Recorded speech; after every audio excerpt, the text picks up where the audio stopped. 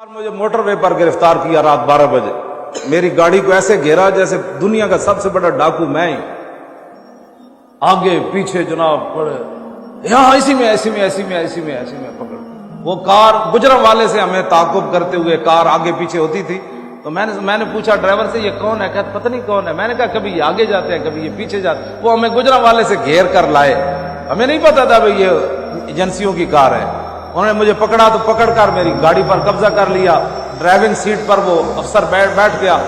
وہ کہنے لگا کہ میں نے جب بھی آپ کی تقریر سنی ہے تو آپ ناموس سے رسالت پر باتیں کرتے ہیں, آپ نبی کے ٹھیکیدار ہیں. تو میں نے کہا نہیں ٹھیکیدار تو صدیق اکبر بھی نہیں تھے.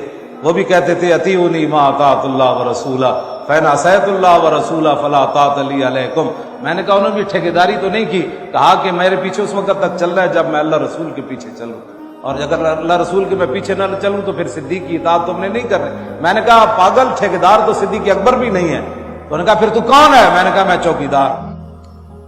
پھر میں نے اس کو ایک بات کی. وہ CIA تھانہ بڑا مشہور ہے کوتوالی کا, وہاں چور ڈاکو جانے سے بھی گھبراتے ہیں.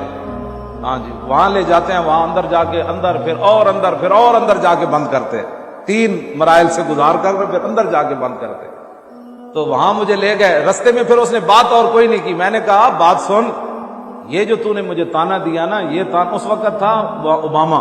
تو میں نے کہا یہ بات تو اوباما بھی مجھ سے نہیں کر سکتا جو تو کر رہا ہے. میری اپنی مرضی ہے, میں اپنے نبی سے کیسے پیار کروں. تو کون ہوتا ہے مجھے یہ باتیں کرنے والا؟ تو میں نے کہا سن, تو تنخواہ لیتا ہے؟ کہتا ہاں لیتا ہوں. میں کہا تو افسر ہے؟ کہتا ہاں میں افسر ہوں. بعد میں نا وہ نشتر کالونی میں رہتا تھا تو اس کو فالج ہو گیا. تو وہ کہتا مولانا سے میں ملنا چاہتا ہوں.